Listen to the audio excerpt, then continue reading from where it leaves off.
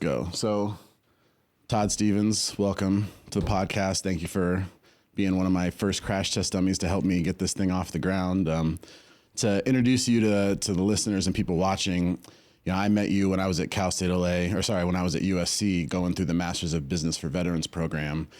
And you came in one day, you're an Army veteran, so you had volunteered to kind of like speak and offer yourself up as someone that we could reach out to and connect with and learn from and, you know, hopefully leverage in some way, shape, or form. And, you know, I reached out to you after you came and spoke, and we've been friends ever since. And I've really appreciated your friendship, and you've been an interesting person for me to get to know. And I've really admired your story and what you've been through in life and what you've been able to accomplish. So I'd like to just share that with the world. And so that's why you're here. So maybe start off, you know, you were an Army officer back in the late 80s, early 90s, and then you ended up at Occidental Petroleum as a financial analyst and eventually became a CEO of a major oil and gas company. So maybe start off by, you know, sharing that story.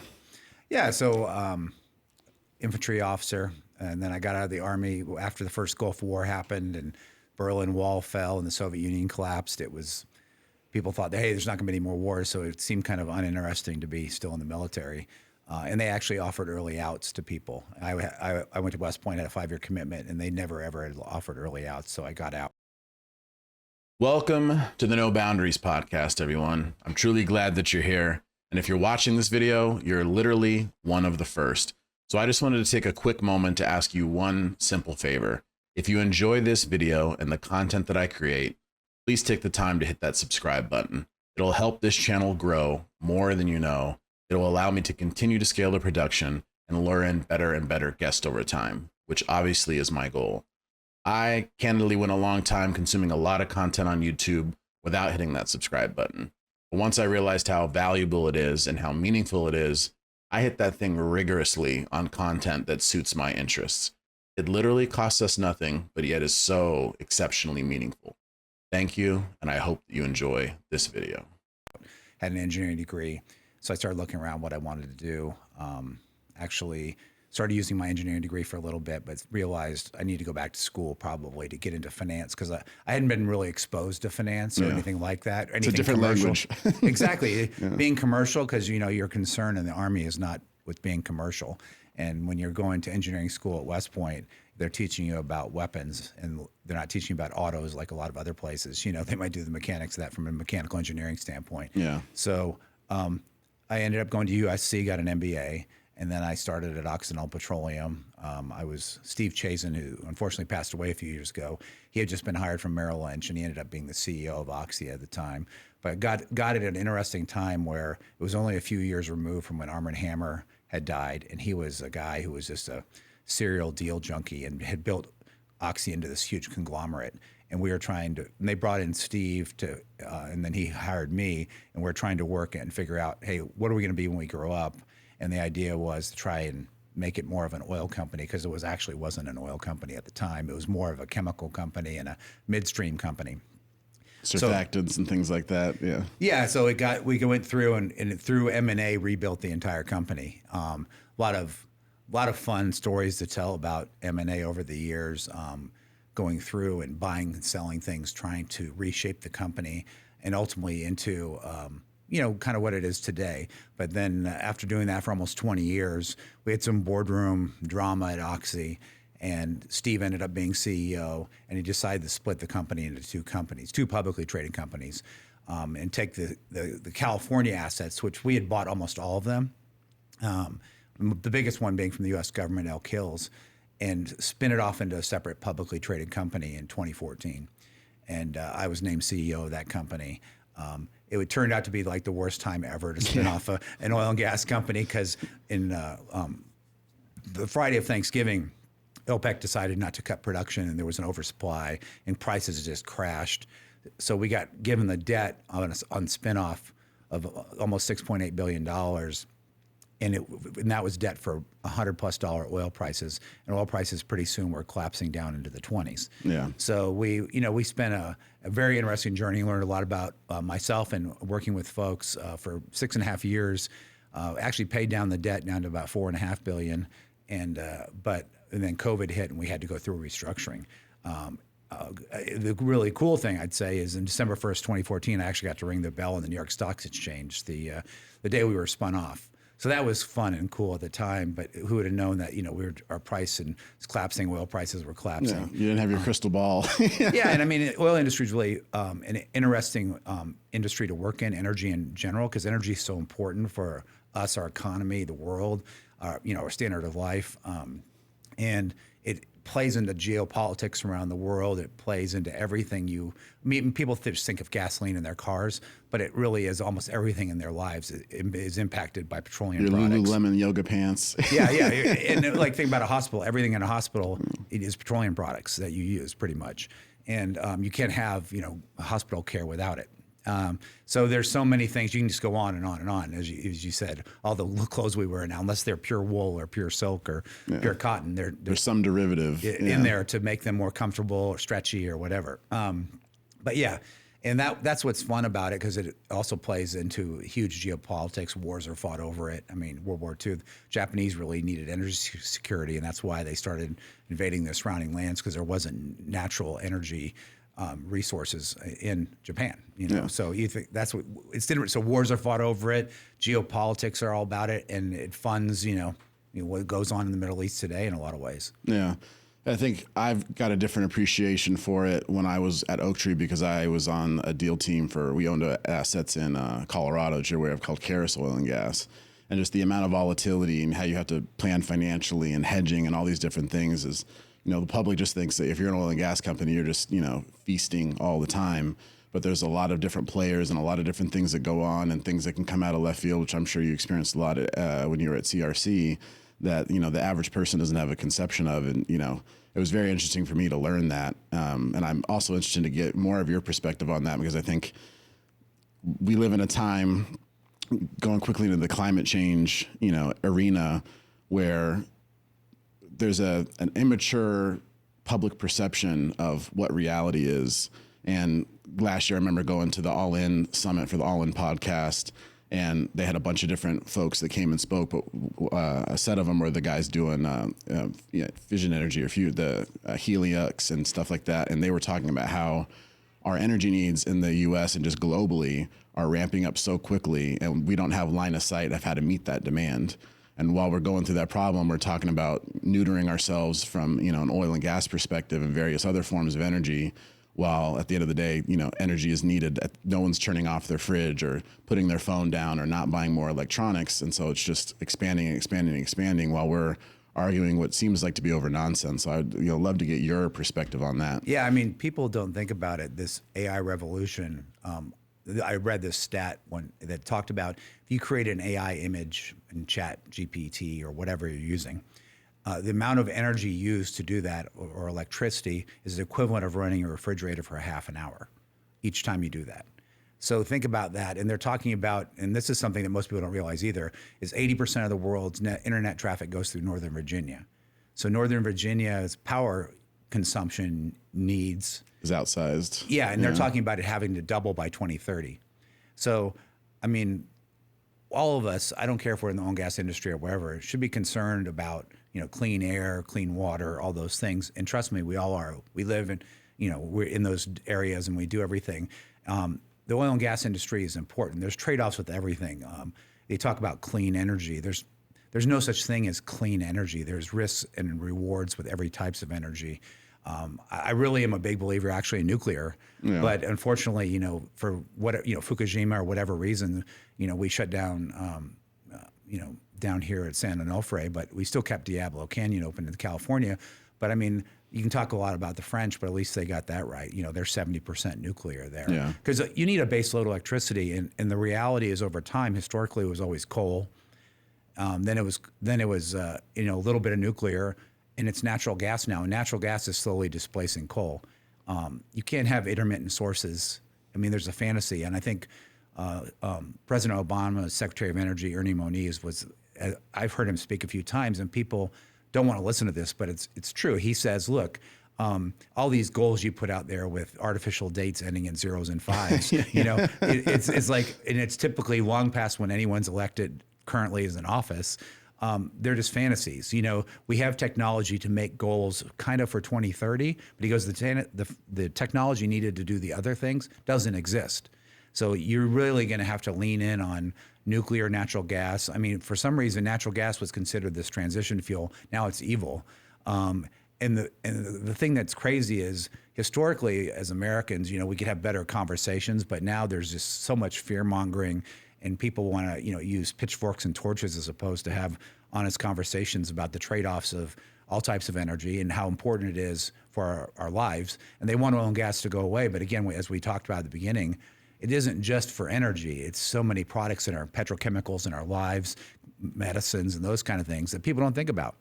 And it's unfortunate. It's very unfortunate. And the biggest misperception, I think, in the industry is what you said.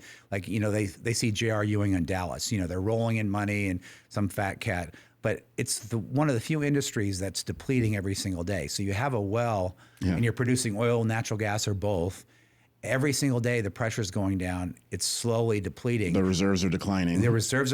And you make money, but you have to reinvest a lot of your money just to keep your production flat and earn the same amount. Plus, you're trying to manage commodity prices, commodity price risk. You might be hedging to do that. You might not be hedging to do that because you might want people to own your stock if you're a public company. But it's a very complex process, and it's a very capital-intensive industry. You invest a lot of money. That's one of the things I like about it as being in the industry.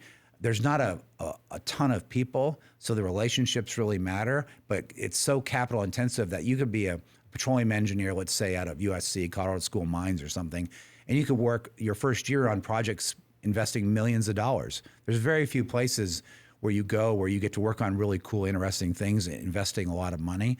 And I think that's what's important and people understand is it's a very complex industry. It's heavily regulated. It's actually one of the safest industries to work in because there's such a focus on it.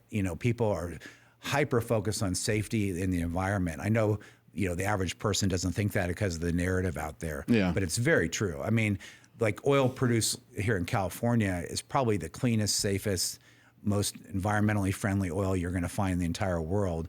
But you have the politicians here trying to shut it down in favor of importing it from Saudi Arabia or something. It's politically expedient. Like you look at Nigeria and like there's no protective equipment, no gear. They're just like steeped in it, And I got a good vision of that before I left Oak Tree, I put together with one of our board meetings that we'd go out and see the field because I'd never seen one. So I was like, this is probably the only time in my life that I'll get an opportunity to do that at that extent.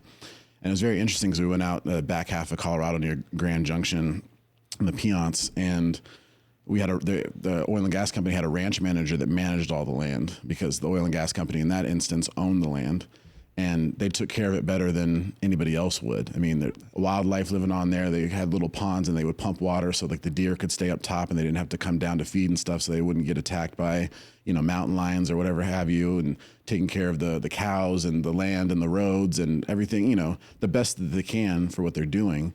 And I think the average environmentalist would just assume that they just don't care, and that they're pulling the oil out and messing everything up and leaving it and just destroying the environment.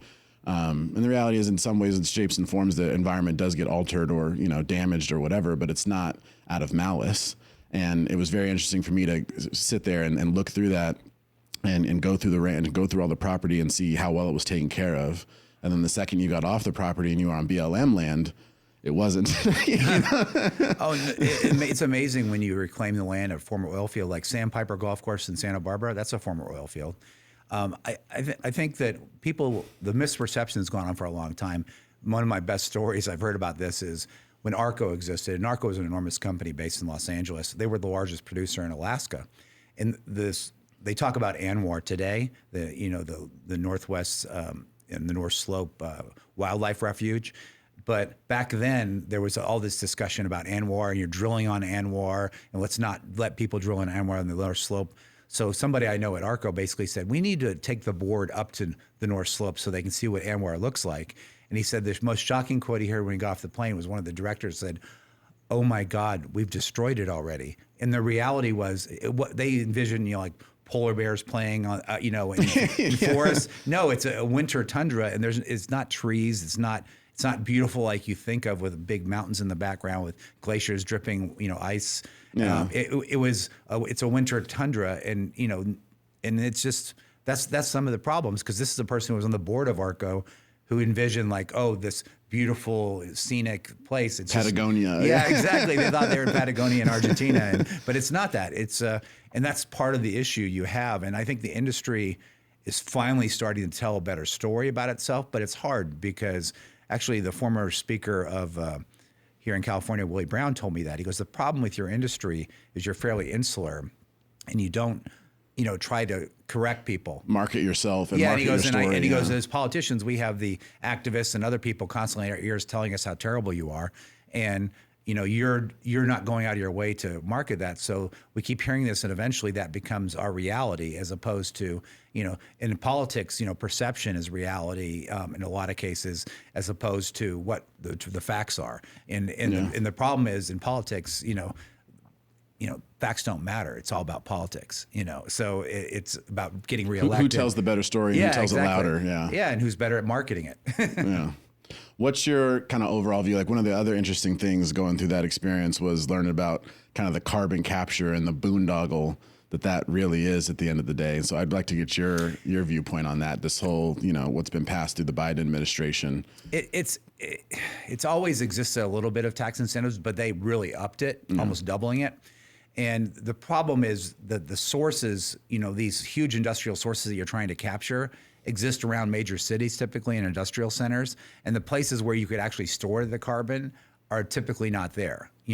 One of the few is actually the CRC Elk Hills project, where they're trying to capture the emissions off, CO2 emissions off the natural gas fired power plant that sits on top of the field. So you think about it, this could be the best, most economic thing you could do. Even with the current tax incentives, I think with leverage put on it, it's probably only a 20% rate of return. So you can imagine if you're, in Houston Ship Channel, with all those petrochemical plants or refineries, and you're trying to find some place to park the CO2, you have to, consider the metallurgy.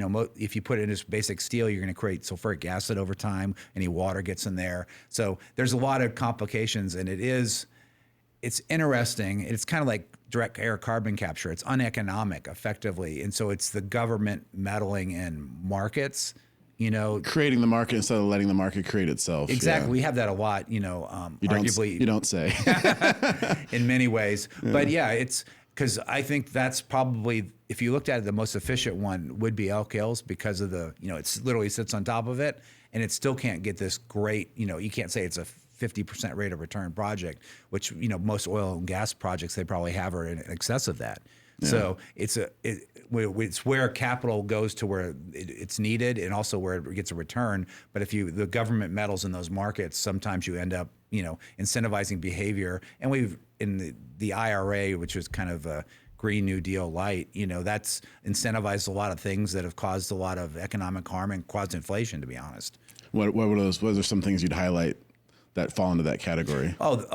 That's one of them. I mean, that amount, and then giving the incentives, supporting companies. You remember Solyndra during the Obama administration that went bankrupt. Now you're seeing SunPower go bankrupt.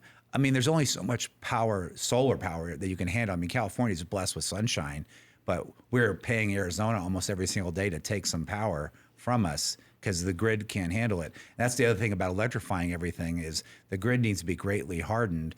And to be honest, the PUC here in the state has done a very poor job. I mean, Texas put in, and they've had their own issues, but they put in more solar at like half the rate here, because here it was anything that was renewable, the PUC just put a rubber stamp on it and passed it on to consumers in the rate base.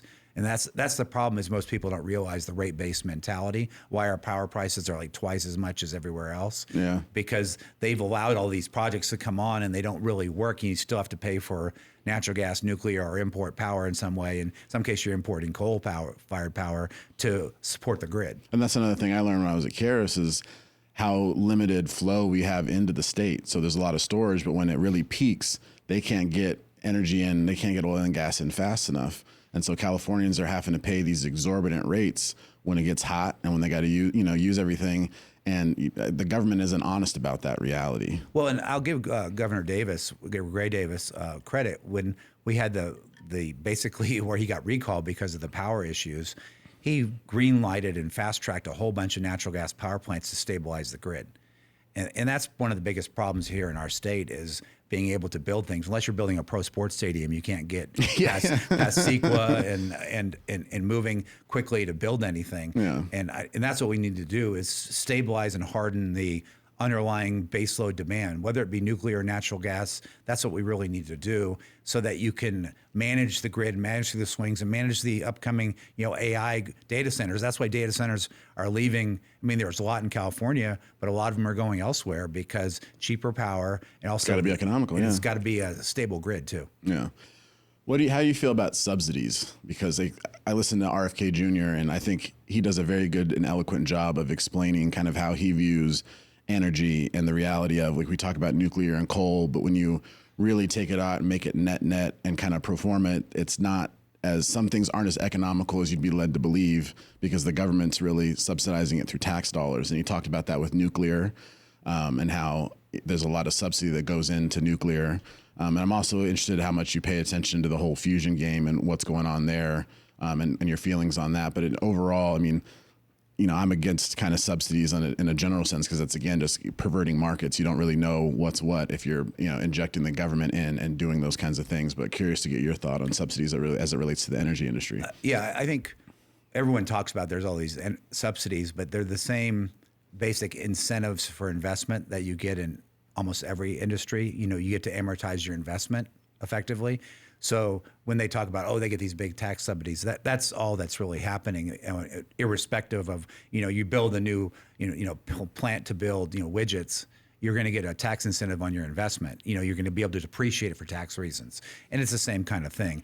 I think subsidies are generally things that are used to incentivize a certain behavior, and it might be in the national interest to say, hey, we want more energy security. We're going to subsidize more, building of power plants, drilling of oil wells, so that we don't have to rely on foreign countries. Or you want to, like they've done with the chips, with worried about the AI chips, and they're all built in Taiwan, and China's going to take Taiwan, which seems like it's more likely than not at some point in time. And so incentivizing that behavior and investing in that, I think that's the role of government when you think about subsidies, is to do things that are strategic, that matter for the people of the United States. I mean, you think about Eisenhower building all the interstate road system around the country and enabling trade and enabling travel the way they are. That was a benefit done for the entire country, and it's paid out over time. Yeah. Incredible. And it's those kind of investments, those kind of subsidies you want to do that are going to have, I don't want to use the word trickle down, but the effect that it's a multiplier. Rising tides raise all ships. Yeah, kind of it's scenario. a multiplier effect that it's ultimately going to pay benefits, that as opposed to saying you want to pick winners and losers. It's the government is the most inefficient, worst, and from being in the military like myself, that it's such a bureaucracy. It's intended so it doesn't create mistakes. So if I'm from the government, I'm here to help. They're not going to help you, and that's what I think most people don't realize is the government in your life is not a good thing, because tell me something the government has done extremely well. You can't really. You can talk about national defense, but the amount of money we spend on national defense, we have the greatest military in the world, but it's not done cheaply and efficiently. Yeah. You can't interfere in markets and pick winners and losers. You can incentivize behavior through subsidies for a short period of time.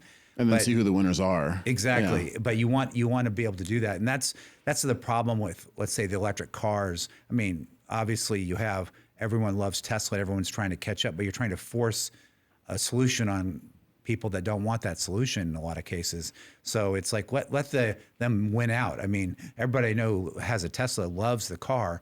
They have issues with, how much the insurance is, and they have issues with range anxiety, and then what happens with the batteries. And, if they knew about all the kids who are dying and, the DRC, rare earth minerals. Exactly, getting cobalt and the like out, they would understand it better. And there's some great things been written on that and discussed on that, but that doesn't fit the narrative that, the kind of the media wants to put out there. They want to, and that's the sad part. I've had some dealings in the past with Austin Butner when he was working at the LA Times and subsequently to that. And he really felt like the problem with our media today is getting full of activists and people trying to drive the narrative as opposed to reporting on the narrative and letting people, process that. And I always told my kids when they're growing up, I said, don't look at all the adjectives and adverbs, look at all the nouns and what's used in because when they're trying to, prejudice you in some way by using, certain adjectives or adverbs. It's as opposed to just telling you these are the facts of what happened and letting you figure it out yourself. And they give you their opinion of the facts. Yeah, and we're not interested in your opinion. We'll look in the editorial page. The problem is almost everything's become an editorial page, except the editorial page is just a compounding on that. Posing as a news organization. I think it's a very interesting time for that. I think we're in the election cycle, and you and I have talked about politics and everything, and it's more pronounced and more visible, I think, than ever before. And I'm curious where you mostly get your news from, and like where you get your kids get your news from, because I talked to some friends of mine, and like their kids are really dialed in, and they're not getting it from CNN or Fox or whatever. They're getting it from podcasts, and they're getting it from conversations and doing their own research and really starting to understand what's going on.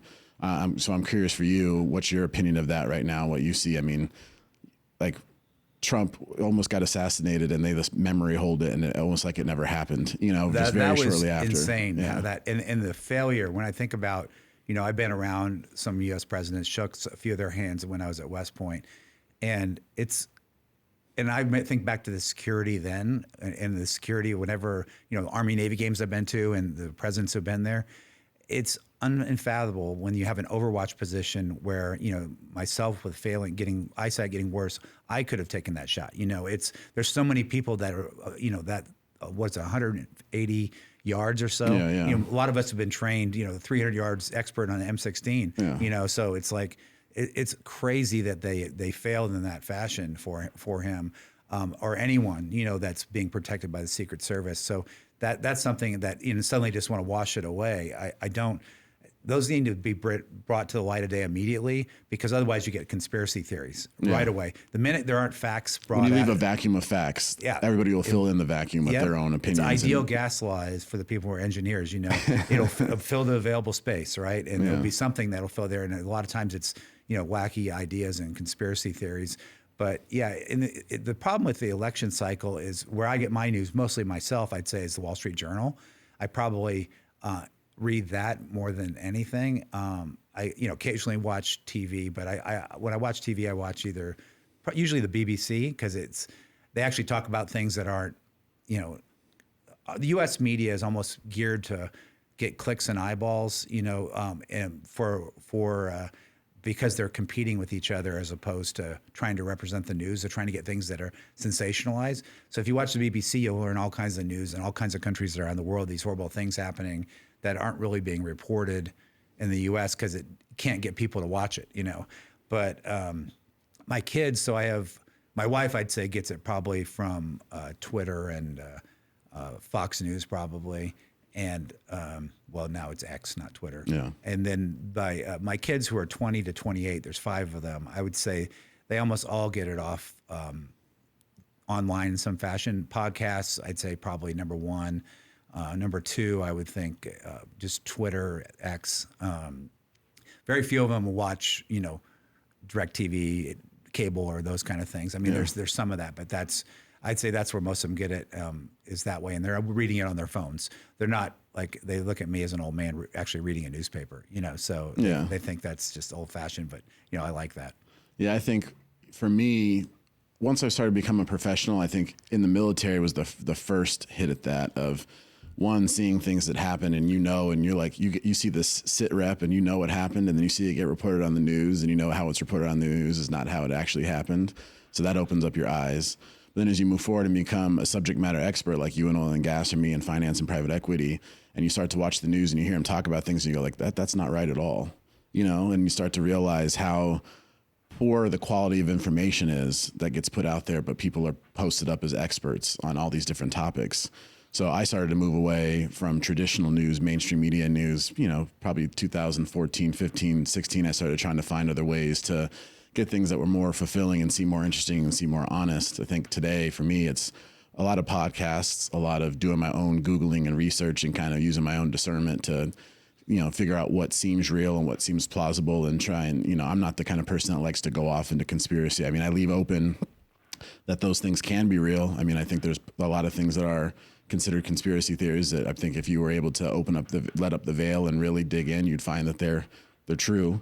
But, you can't weight in that and rely on that to spread information based off of just your feeling or whatnot. So I try and keep it pretty straightforward at the end of the day. I wanted to go back to talking about our military, because you're a military guy, I'm a military guy. And one of the things I also learned very early on is I was a Aegis ballistic missile defense guy. So I worked on the radars systems we have on the destroyers and the cruisers.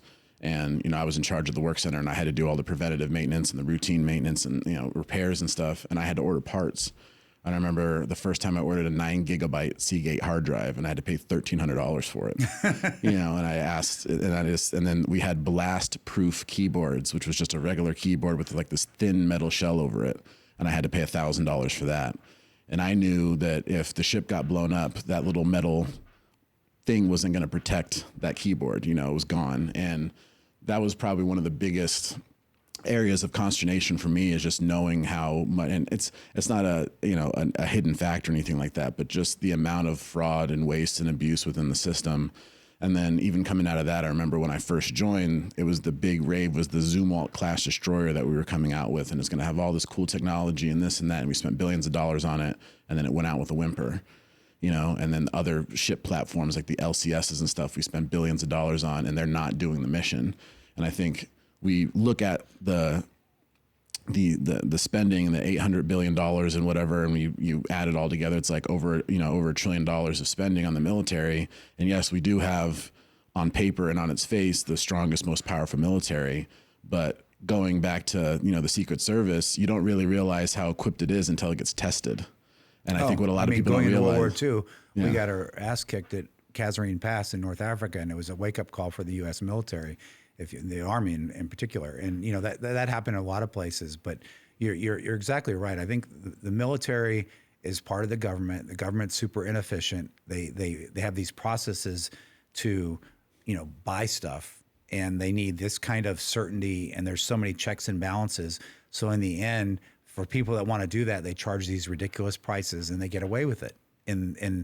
But it's still probably the most noble thing you can do in our country as a young man or woman is, serve a cause bigger than yourself, selfless service. But the problem with the military gets when you get to the highest military ranks. Like I have classmates and friends from West Point who are still and they're, 3-4-star generals. The problem is as you get into the Pentagon, you get into those roles, they become political. And anytime you bring a political nature into it, it gets, H.R. McMaster was my professor at West Point. The problem with, these are great Americans. One of my favorite people was my tactical officer, and he's a retired general, Frank Kearney. He was in charge of SOCOM for a while. But, these people, there's some great Americans that no one will ever know, what they're about.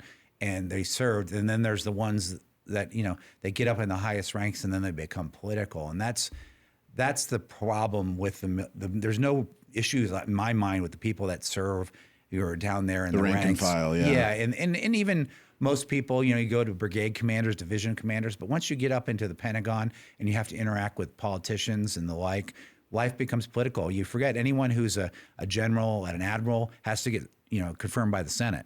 So it's inherently political, right? Yeah. So that's unfortunate when you bring that into it, because, I really think one of the most important things is getting people in Congress who have served, because people in Congress who have served will understand when you send men and women in harm's way, what that means. And a lot of these folks there, Lindsey Graham, they do not appreciate it at all. Yeah. And they're they're against our military in some cases. And it's, like I said, one of the most noble things you can do is serve your country. And it's sad that in some cases that these folks in Congress don't even appreciate that or go out of their way to try to appreciate it. Because as a congressman or woman, you could go to any military base, get briefing, learn about as much as you want and drink it through a fire hose. But only if you do, only if you try that. It's Nikki Haley and Lindsey Graham have no problem sending your children to go fight, and die for, And that's really my problem with the last few presidents. You had, I'm not going to say National Guard, Reserve, whatever. If you've served, right? But, Clinton didn't serve, Obama didn't serve, Trump didn't serve, Biden didn't serve, so I think, I don't exactly agree with anything of Walt's, but at least he served in the National Guard, right? He did something. And Vance did too. He served in the Marines. So I like that aspect of both. Having somebody who could step back and say, "Hey, I've been there. You don't understand what that means," you know, and which is important. And to be able to stay, I think one of the problems you have is when you have people that haven't served, they just give a lot of deference to the folks in the military at the Pentagon and stuff, and just they're looking to them to answer the questions for them instead of really, taking discernment and using critical thinking and taking a step to say, why are we doing this? And I think like RFK Jr. has talked about that with John F. Kennedy and how, with the whole Cuba crisis where the CIA wanted him to send people and the Bay of Pigs and tried to coerce him, and because he was a military guy, he said no, and he kind of understood the reality of it and in a different way that I think is very, very lacking today in a lot of ways, for sure. It's unfortunate, and you got huge parts of the military budget, which the Inspector General, the audits of those things, they've never passed one, yeah, exactly, yeah, so much money being wasted, and you see that even here in this state with the losing track of all the COVID funds, billions and billions of homeless dollars. funds. Yeah. Oh, it's crazy, and there's no accountability. I mean, you could say it about California with the supermajority. But you can go to Oklahoma, or these states have the supermajority on the other side. It's very similar for the minority party. And our republic works best when we have a balance of ideas and an actual discussion of ideas, not shouting each other down or, firing up the base to show up with pitchforks and torches. So competence is key. Yeah, and being able to have that check. And that's unfortunate in this state where you have such a supermajority that you can cram things down. Like when they were able to get the Supreme Court of California to take that off the ballot about raising your taxes, I thought that was one of the most sinister things that happened, and no one reports on it, because that was made the ballot, and it was going to win. It was going to take a lot of power from politicians, because politicians derive their power primarily from spending your money. So, and all they want to do is get reelected. So, and what people I think don't appreciate about politicians is they love issues that are fundraising issues, and fundraising issues are always emotional issues. So everyone always talks about fixing abortion or fixing gun control and all these things. Those are emotional issues. Yeah. They never want to fix them because, as you know, they can fundraise off of them. Yeah, they get you excited one way or the other. Exactly. Yeah. There's the things that people agree on. You're not going to, be able to fundraise off them. Whereas people get all fired up about, take this gun out of my cold dead hands. They're going to, those are the things they fundraise off of, or, they're going to ban, abortion, or they're going to allow abortions after birth. There's all these narratives that, both sides push, but in reality, it's about fundraising and getting reelected. Yeah. Are you happy to talk about where you see the political landscape now in terms of the presidential race and how you've been processing that and where your mind is? Well, it's unfortunate because the last few, there's a few states that matter and a few counties that matter, right? So, and they finally, I think, the last few elections, they started to focus on that, because they always talk about, this election was decided really by 50,000 votes, but it's in these 10 counties, Yeah. And so it's, Georgia really matters, Arizona really matters, Nevada and Pennsylvania probably matters more than anywhere, Wisconsin, Michigan, you have all these different states that, are going either way, and you can't trust polls anymore. I think because of the media narrative that's so anti-Trump, anyone who wants to support Trump might not say they like Trump, or if they support RFK, they might not say they support RFK. Yeah. Because they're afraid of what that pollster. It's the stigma. Yeah. So I think they're really hard to get real value out of polls anymore like they used to. Plus, the polling isn't honest. Like you've seen that with RFK Jr. and the way they've done the polling with him. I mean, for the first time in my life, I have a yard sign for a political candidate. I've never really been, I've voted, but I've never really been into politics, I guess I would say, as much as I have been this cycle, and really digging in and trying to figure things out. And really, I voted for Biden, and I am not a Biden-Harris person. I think it's been quite unfortunate to see a lot of the realities that people don't pay attention to. Some of them we won't even touch on them, at least where I am now, because you can't talk on them on YouTube without getting the video ripped down or censored or whatever. And then on the Trump side, I'd say not even talking about that, right? Free speech. Yeah. I mean, yeah, we live in an era where I use the term "govern me harder, daddy," where a big part of the population just wants to have their rights taken away, and they feel like it's making them safer. And it's kind of blown my mind. I mean, I don't know if you've lived through other periods of that in your time where you've seen that kind of come up and go away, but it's very interesting to live in a time where people are so excited to have their rights stripped from them. They're lazy. And the thing that frustrates me is, I'll just talk about like the gun control issue. People want to talk about, mass shootings and everything, and people forget, why did we have the Second Amendment to start with? It's to protect you against the tyranny of the government, because whoever controls the guns can control the government. It's go to Venezuela and some of these other countries where dictators like Chavez got into power and Maduro. The reason they stay in power, even though they lost the election by 2/3, they control the military, and the populace doesn't have guns. Having guns in the populace protects you against tyranny of government and the military. And that's what people don't understand. You could say what you want about everything else, but that's the fundamental concept behind it. Is by having the populace have weapons and ultimately be able to form militias, it protects against the tyranny of the government. But it's an interesting time when like we talked about polls. You should always read the fine print, like who did they poll and what did they say? Because how was the question formatted? Yeah, exactly. Because there's so many of those that are so skewed, but all you see is this is what it says. Yeah. Here's the result. And the devil is in the details, as they always say, no matter what the issue is. And very few people nowadays, they want to read a headline, or they want to, look at one video for a minute on, TikTok or whatever. And the problem is, a lot of these issues require more substance, more time, more effort on your part to really understand.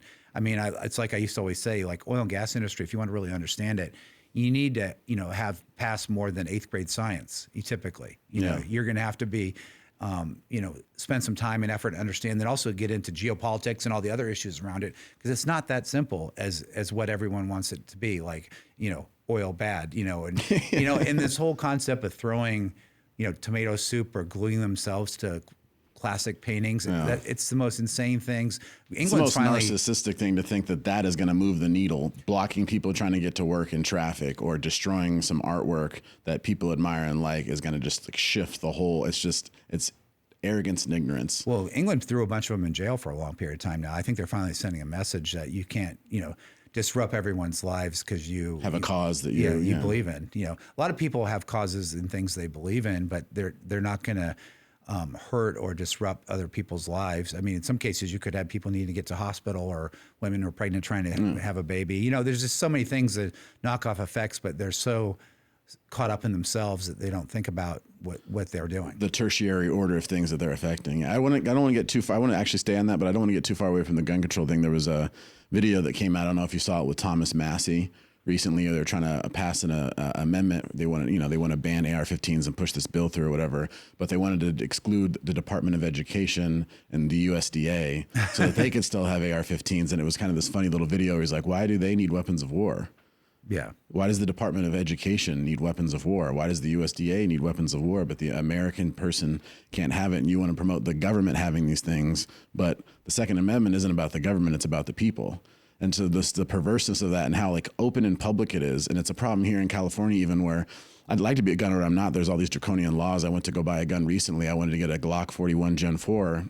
And they said, oh, that's not on the approved list of California guns. They have to do the safety checks and all that stuff first. I was like, does it have a different kind of magazine? Is the barrel, does it eject bullets in a different way? It's like, what do they need to test? And they said, oh, well, you actually can buy one, but you have to buy it secondhand off a police officer, and they mark it up like 3X of what it is, and then I was recently dating this woman, and she lives on her own, and she's recently had her place broken into and her car stolen.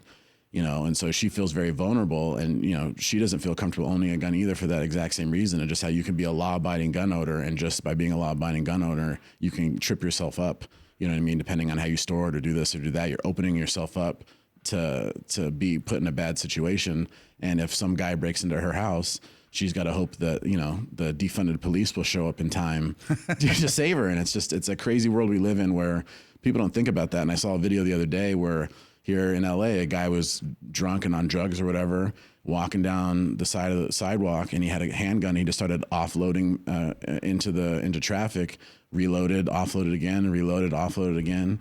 And so I, as a law-abiding citizen, even if I had a gun, it's supposed to be where I can't reach it, locked away. For what? Yeah. You know, you can't the favorite phrase I heard in this regard was a buddy of mine. We were having breakfast, and he goes, you can't legislate free will. You can't, no matter what laws you pass or what do you do, like free will is free will, and people are going to do what they want to do. And the fact that we can't have that honest conversation is just depressing. Yeah, it is. I mean, and then you talk about all the mentally, the homelessness problem we have in California and the mentally ill people, and really being able to deal with those issues. And you can't 5150 them like you used to be able to, since you had the ACL settlement with, during the Reagan era. It's a long time ago. So it's unfortunate because people who have been on the street long enough, even if they were truly down on their luck and ended up there, they end up getting PTSD over time, and then they become mentally ill, and it's like, get them off the streets as soon as possible. Between the drug use and the just the mental illness, it's very difficult. And compounding that is the human trafficking and fentanyl at the border with all these folks. I mean, people want to talk about all the illegal immigrants, but I think a bigger issue that people don't focus on underlying that is it's fentanyl and human trafficking going on right alongside that, or in some cases right next to it. And it's unfortunate that no one wants to talk about that. In our society today, we have those kind of issues where there's this underbelly of almost modern slavery of, young women and young men through being human trafficked in our country. And then the fentanyl and drug use is just, killing so many people. I mean, if you would have thought about fentanyl killed two of the greatest artists in our time, Prince and Michael Jackson, and no one wants to think that's an issue, right? Yeah. I mean, here's two of the most brilliant artists we've had, musically, and they both died from fentanyl overdoses. So it's like, why can't we, address this issue head on? And then you have those zombies, but we can clean up San Francisco when she's coming. Yeah. I lost a friend last year at fentanyl. Unfortunately, she went out, was hanging out with some friends, and someone offered her some recreational stuff, and she didn't. She didn't wake up, and and I've heard other stories of young kids buying stuff, and it gets into our pills and our regular system. How that happens is crazy. I've heard different stories, and it's just wild to think and know and realize. And going back to your slavery point, an interesting stat that highlighted to me recently is that it's the highest number of people in slavery in any point in history is today. It's just not the traditional slavery you would think of. Yeah. Which is wild. Economic or otherwise, right? Yeah. Indentured servitude. I think, I remember watching this thing about how in like Thailand, they'll kidnap guys, they'll take guys and say, hey, we got a fishing boat job for you. And they take them on the fishing boat and never let them leave, and then here with the cartels and everything going on. And the reality is we don't want people leaving their home and coming here. You'd want to be able to stay where you were born and raised and have a family but I think America is the biggest proponent of creating that instability because of the idiots in our government, the neocons and people that go in to stabilize the world and then welcome all that into us. And it's just this self-fulfilling thing. At the end of the day, everything going on in Latin America and stuff, once you start to realize how much we've interfered in the world, it's not the stuff they teach you in high school and in college. They teach our culture's taken over the world primarily because of traditional media, our films and everything. But yeah, I mean, you're exactly right. I think that it's such a problem when you look overseas, and everyone aspires to be here. But like I know a few people who are first generation immigrants, one from Bulgaria, one from Mexico, and the thing they say, the number one thing that they come to the U.S. is rule of law. But I see that slowly being disintegrating. Eroded. Yeah, and it's unfortunate because you have people that's like, well, because I'm smarter than you, I can ignore that law. Or the Constitution says that, but really I don't want to ignore that, because it's, we're more evolved today. Yeah. It's like, no, when you have rule of law, you have these laws. And if you want to change the laws, there's ways to change them. We have a process. Yeah. And you can't just because you think you're smarter than everyone else. And that's the arrogance of politicians and arguably both parties, in particular the Democratic Party, where they think they know what's best for you, and you're just not. You're just too stupid to understand it. Shut up and be happy. Yeah, they want the government to effectively run your life for you, and give you this income for doing nothing, and just become you dependent on the government. I mean, Great Society, created by Lyndon Johnson, was intended as a safety net, not a hammock, right? So I think that's what the problem is the government shouldn't be a hammock. They should be that safety net when people truly are down on their luck and not from a self-inflicted wound from drugs or whatever, that, that there's family and other things to figure that out. And also great charities, Union Rescue Mission. You think about the places that can help you, but you got to seek out that help and you got to want that help. It's about community. And I think what we've lost in America by and large is that sense of community, because we are so divided by these issues that, people get excited about. Really, at the end of the day, don't matter. There's only so much we can do. And, people fall through the cracks when you don't have community, like the whole net versus hammock story. Like, I'm a kid. I have a different appreciation for that because I grew up poor on food stamps and welfare. I had a crack addicted father. I'm not supposed to be where I am in life. I should have dropped out of high school and, had some kind of mental thing, or, not gotten through college and definitely not gotten the jobs I got and succeeded the way I did. But I just understand that, a lot of those people that are homeless, it's not necessarily because they're lazy. They may have had a very traumatic life that got them there. And without community is the way you bring those people up. Yeah. And without that community, you can't catch those people. Yeah, and you say family, it could be your community, it could be your real family, but you're right. Communities and towns were much more supportive and focused on those type of issues. Yeah, and it doesn't help when you have all this illegal immigration coming in and it's changing the culture in a perverse way, and it's not allowing people to feel safe in their community, and it creates natural tension that we don't need. Well, in some cases, it's very similar to, people remember, if you've seen Scarface, I mean, Castro emptied his jails and sent them all to Miami, across the 90 miles across the straits. In a lot of these cases, Venezuela and some of these other countries, Trump made a good point of this. Like El Salvador has such a great, crime record with the new president, but he's been shipping people in his jails and telling them, you go to the U.S., and they wonder why you have these horrific crimes on young women. And in this state, you have the, I'll take my $950 a day because I need it to eat, but it's never, that's the exception versus, the 99%, which is just theft and organized theft in a lot of cases, Yeah. And if you're, I think about the young men and women who might want to be in law enforcement, in that another great noble profession, but you have this type of, have a DA like Gascon and it won't even prosecute you, and it's racially charged thing, and as opposed to, hey, you committed a crime, you're gonna be in trouble, and maybe there's mitigating circumstances, maybe there's not, and that's very frustrating. When, again, rule of law, if you're in law enforcement, you want to enforce the law, you want to serve your community, and that, why wouldn't they always talk about, they get trained and then they go somewhere else?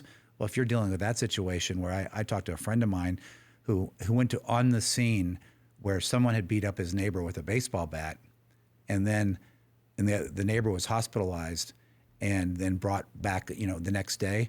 But his neighbor who had beat him up with a baseball bat was already back home when he got home from the hospital. How do you feel safe? It's like, those things are, it's frustrating when you're in law enforcement and you see people break the law and harm people like that, and then right back on the street. Yeah, I have pretty bespoke opinions, and I think we obviously, as a community and as a culture, have to make it easier on law enforcement. When you make it a fire hose for our court systems and for our law enforcement officials to have to deal with all these externalities and all this craziness, it's like you're gonna mess up. I also have a problem with some of the culture when you get into like use of force and all that kind of stuff, and I think Jocko Willink had a great little bit on Joe Rogan talking about that, but it all comes down. There's so many factors that go into that: how much we pay our law enforcement and the retirement and all these different things, and our ability to actually fund them in the right way to give them the proper training. Like I was talking to a gal recently who's she's a probationary LAPD, and she basically shot when she was in the academy,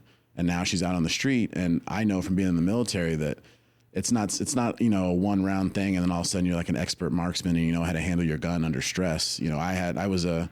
I did counter piracy, so I did visit, board, search, and seizure, and I trained with the Navy SEALs for 2 months, and we just shot and shot and shot and round after round after round, and so that's what gets you in the point where you're in a tense situation where you're not thinking, you're reacting. Yeah, training, muscle memory, all those things. But we're putting these people out there on the streets with very little training and putting them in extremely stressful situations and giving them a loaded gun, which is their safety blanket when they feel in danger, and they get put in these situations, and bad things are bound to happen in that regard. So, well, you create effectively, like when we were in the military, rules of engagement. Like The deadly everyone force knows triangle. Yeah, like in Vietnam, they were so flawed. I mean, they were the worst rules of engagement.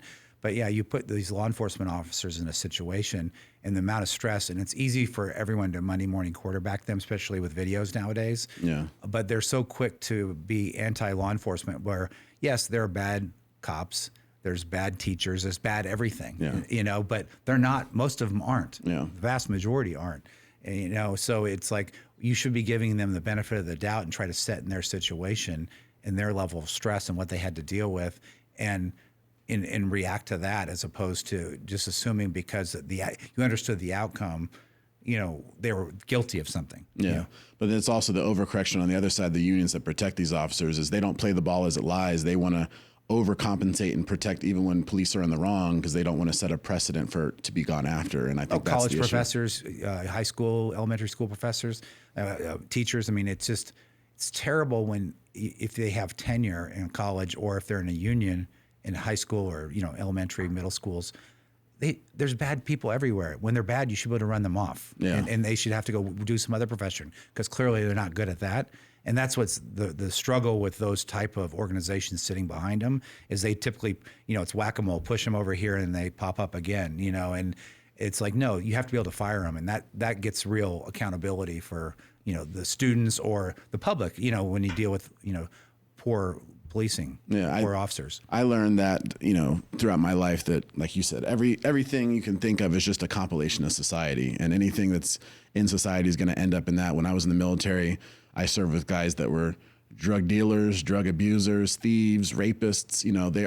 We screen and they go through boot camp. And there was one guy had been in 14 years, and we went on deployment and we came back. And fortunately and unfortunately, while he was deployed, he had been raping a girl before that. And while he was gone, he couldn't, manage that situation. She was able to get help, and none of us knew. But when we got back to the States, the U.S. Marshals marched right up the brow and took him off. And he ended up getting sentenced to like 115 years. Yeah, UCMJ is no joke compared to and normal law. And so, that I just realized like anywhere you go that exists. And to your point, it's having the framework and having the right systems in place to get rid of those people. And so in policing, you don't have that. In teaching, you don't have that. When I was in undergrad at Cal State LA, I had a business teacher, and she was tenured, and she had come into money somehow, so she didn't really need it. And she would come in and not really teach and kind of just talk or whatever. And every test was open book and all this kind of stuff. And I just thought, this is crazy. These kids paying aren't money for this. These kids really aren't learning. They're happy to have it, because they just want to get the A, or the B or whatever. So it's like, cool, you're going to be easy. I love it. And she's going to get the rate my professor, like A grade, like take this course. It's easy. And then years later, I ended up taking, there was an interim dean to dinner at the California Club, and I was talking to him about it, and I said, and I pointed this, he goes, I know exactly who you're talking about, and I just unfortunately can't do anything about it. Isn't that crazy? Yeah. It's unfortunate because, to your point, people forget, they all think to today's society you have to go to college, but it's not true. I mean, not everyone's built to go to college, right? And there are people that are built to be welders, plumbers, electricians, and they have the skill set that some of us don't have for that. And those are good paying, middle class, upper middle class jobs. But everyone in society is telling you must go to college, but they're getting degrees in, art history where there's so few opportunities. You end up as executive assistant or working at, fast food because you paid all this money on that, but then they want the government to forgive their debt. I mean, I think if it's not important enough for you to pay off your debt, why should me and you as government taxpayers pay off someone else's debt? I have a mixed feeling about that because one of the things I looked at was, realizing how much the state and how much the government actually, going back to subsidies at different points in time subsidized higher education. Like now California puts the less towards it than it did in say the 80s and 90s. So there's a disparity there. And then also most people don't realize that the vast preponderance of student loan debt is issued by the government. And I remember watching Maxine Waters. She was chairing some committee, and she had all the heads of the banks, like Jamie Dimon and all that stuff up there. And she goes, what are you guys going to do to help us out with the student debt problem? And she has no conception that they have nothing to do with it. And they all said, like, we're out of student loan debt. I mean, very few of it is, a small amount of it is privately owned debt. Most of it is just your poor kids filling out their FAFSA and then going to these off-run universities, like these for-profit universities that were all the rage, prior to the Obama years. I remember when I lived in San Diego, I won't say the name, but there was one that a bunch of people started working at that I knew, and they had this big tower in San Diego, and all, when I talked to them, all it was about was, it was just marketing. They weren't actually graduating anybody. They had bought some small school off in like Iowa, I think it was, and they rebranded it and started doing this online education thing.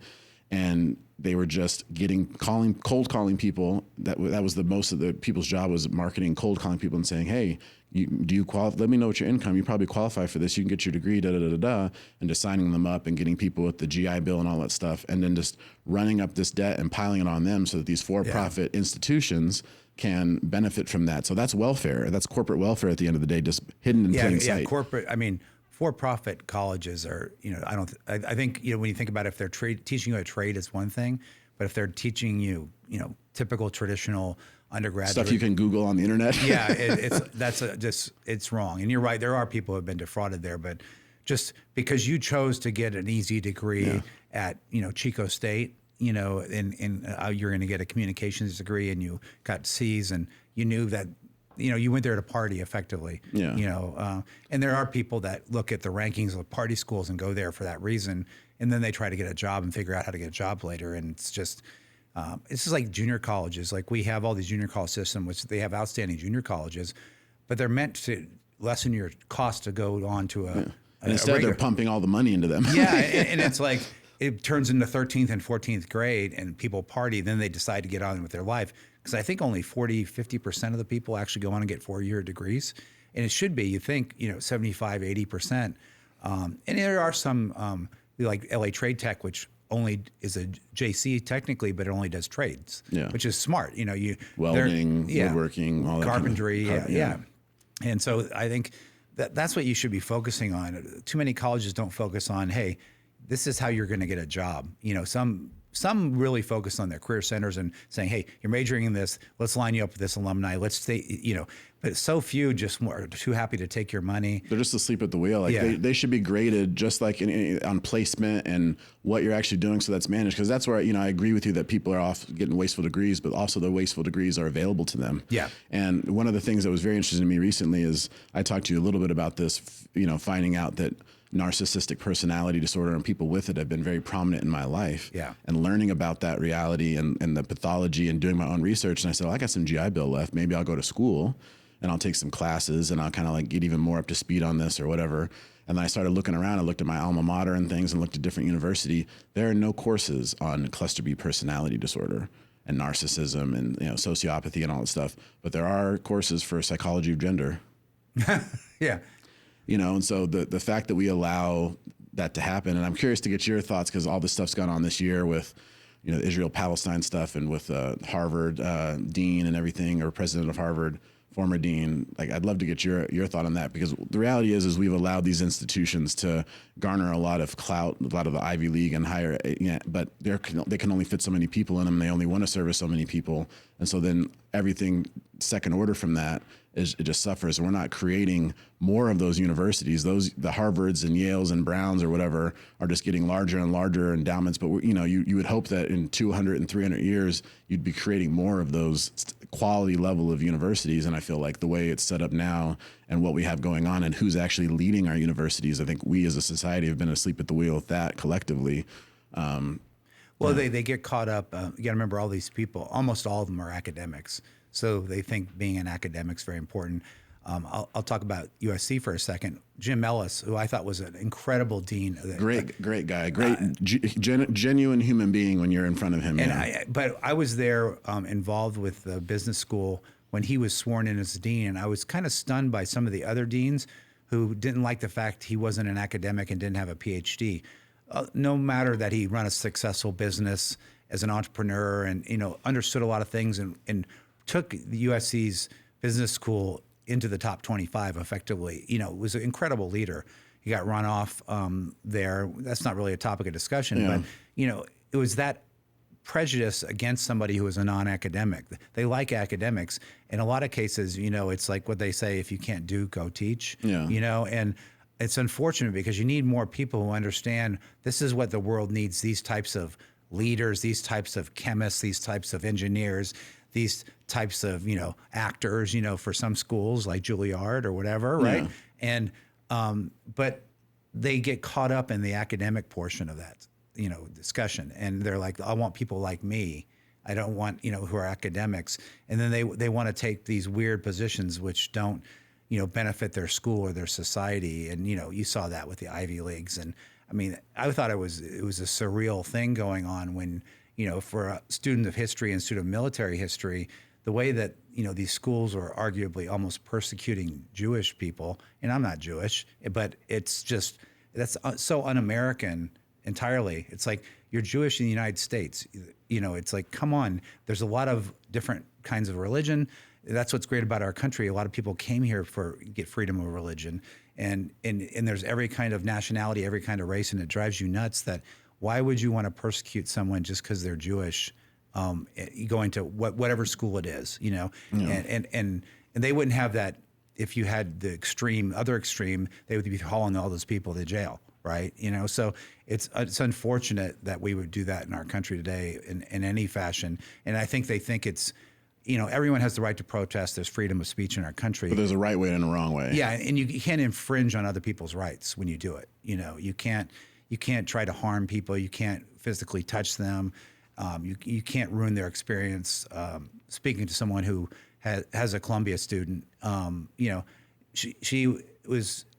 It's hard to get on campus. Yeah. You had to have controlled campuses, and still somehow the protesters all got on campus, and when they all got arrested, most of them weren't students. Yeah. So it's they're just like, rallying it. I remember watching a video where there was a gal that she was at Columbia, and then she went down to NYU, and they were interviewing her, and they're like, "Why are you down here?" She's like, "I don't know. Why are we? We just heard that they needed." It was just they wanted to be a part of something. Yeah. And I understand it's a hot button issue, and we won't go into that on this episode, but the reality is. Like we said, there's a right and a wrong way, and some people are just being activists to be activists and not being activists because they actually are passionate about a topic and they've taken the time. Like, I can't tell you how many people I see. I use X a lot, and I'm the kind of person that I want to run things down. If you tell me something, I'm going to go find it for myself and verify it. And I can't tell you that it's unlimited the number of people that were put forth something as a fact, and you go dig it up, and you realize, like, if you took 5 seconds, you'd realize you're wrong. You go to Snoops or something, right? Yeah. Well, I go read the U.S. code, like when Snopes, whatever they say. I don't even know how you say it right. Yeah, so it's tough in that regard. I want to kind of switch topics a little bit and go back to something we were talking about before, and go back to the government aspect. I don't know did you ever watch the David Grush testimony about UAPs in front of Congress? By chance, or hear about it? So it was a former Air Force officer that used to do the presidential briefings at the White House, and he ended up going into a different department within the Pentagon and being tasked with kind of going. I've seen experts of it. Yeah, I didn't see the whole thing. Yeah, and so what people focus on is the fact that the topic is UAPs. Right. But if you set that aside, what he really said in that was there is a cabal within the U.S. government that answers to no one. And he outlined how, I can't remember the guy's name off the top of my head, but how the Gang of Eight, there was a guy in the Gang of Eight who was trying to get access to these programs, these special access programs, and they wouldn't give him information. And there's presidents that get left out of being briefed on this, or they get briefed in a way where they'll believe it's kind of like a smoke and mirrors thing, like they aren't totally honest with the president, and the president doesn't dig in. And so what I took away from that, what he highlighted, is there are bureaucrats that are unelected, that work within the government, that answer to no one. And, that's the quintessential deep state, Absolutely. And that's what the problem with the enormous bureaucracy. And the people who get changed out and appointed are the heads of these things, but the folks who are in them rarely change. And you can create this circumstance where you get these permanent government jobs where, they actually do no work. They might be basically a contractor and subcontract it out. But then in some cases, to your point, you can create these parts of government that fiefdoms. Yeah, that no one else knows exists. And no one knows to ask. And if they do ask, they get shooed off. Yeah, and you have like the smoking man from the X-Files, right? So. and it's wild to know and understand that stuff. And I remember in a different light, but I remember when I was right before I was getting out of I got medically separated from the Navy because I tore my shoulder. But it was right when I was going to get out anyway. But I was stationed on North Island, and I was walking through one of the buildings where they repair aircraft parts. And in the morning, early in the morning, like 7:30, 8, the guys would clock in, the contractors, and then they would just go and fall asleep in the corner. Well, it's sort of interesting because it makes me think that there must be other agencies. Because when I was in the military and at West Point, people would say, whisper in the hallway about the NSA, and we'd say no such agency, you know. Yeah. And now what is, and that's like part of the lexicon, and everyone knows what the NSA is. So it makes me wonder, like, what's really the entity out there doing the stuff that the NSA was doing before that has no name. Yeah, exactly. It has no name. Yeah. When you start to dig in and realize like what we did in Iran and different places all over the world, it's like we like to sit and act like we are the only country that we're like this golden child and we don't do anything wrong, while going back to even the drug thing in kind of a funny way, like we can read Putin's emails, right? But we can't figure out where these drugs are coming from and how they're getting in our country. You expect me to believe that if we put the resources to it, we couldn't stop it, you know? So part of me feels like when you look back at some of the stuff our government's done that's unconstitutional, illegal, but there's no one to really hold them to account because the machine is just the machine and it's churning on itself and going forward, and people are just going to get eaten up and chewed up and spit out by it. To that point too, I have one of my brothers. My brother played college football, and one of his teammates is now on a task force in Arizona, and they monitor the border, and it's a joint agency, all kinds of agencies involved. And he says literally they'll have the drone up and they'll see all these folks being sent across right here, and then the minute the Border Patrol reacts to them, over here's the human traffickers, here's the fentanyl folks. Yeah, they're throwing the rock. You know? and it's like, and you could track them, but he says we just don't have enough resources to react to all these because they overwhelm us entirely, and they know that they can do it. Yeah, and the cartels control it. If you're on X, you'd see that Elon talks about this a lot, and I posted a chart where it's showing how the immigrants coming in is outpacing the birth rate with American citizens here in the U.S. And, there's a population issue across the board in places like Korea. Demographics. China's terrible, yeah. Yeah, things are just like flipping on their head. And I think it's so hard for a regular person to conceive it because we've just never seen it. Everything's just in our lifetime, in our recent ancestors' lifetime, it's the industrial age and just moving up and up and up and growing and growing and growing. But it feels like we're reaching a part where we're hitting a trip fault because of how we've done it. Well, you have these demographics that look like a Christmas tree, right? Yeah. But now they're starting to look like this, and the reality is you can't come back from that without immigration. Yeah. Warren Buffett has a great quote: "You can't have a baby in a month by getting 9 women pregnant." I think it comes from another engineer or whatever, but I read it in one of his books, and that's like the concept people don't understand. Like in Korea, I mean, it's like 0.6 replacement or whatever. Yeah, Italy, a lot of these places in Europe. I mean, you have these imams in Germany basically saying, just keep having babies, and we will replace them. Yeah, we'll replace them generationally over time. Yeah, because if you're only going to not get married, not have kids, I mean, Elon's pointed this out. That demographics are not having enough children. It's true. And they're all worried about the number one. This is the one thing that drives me crazy about the climate change people, because the most fervent crazy people actually think people are the problem. Yeah. And that's scary, when you think about that. Those are the people we need to send up into space so they can see how big the world is. Yeah. No, it's that's the scary part, is those people that think that, we're the problem. Yeah. And we've been around a long time. And in society, everything we're doing, obviously impacts the planet to those peoples, but we're not the apex predator, but we're close to it because we think, and a lot of them don't. In that way, we were able to do the things that make our lives better, you know. But we've gotten so far away from having to worry about each day going out and finding food for that day, then to going to sleep, then doing it again. So you have all these, I'll say first world problems that, places, a lot of the parts of the world don't have.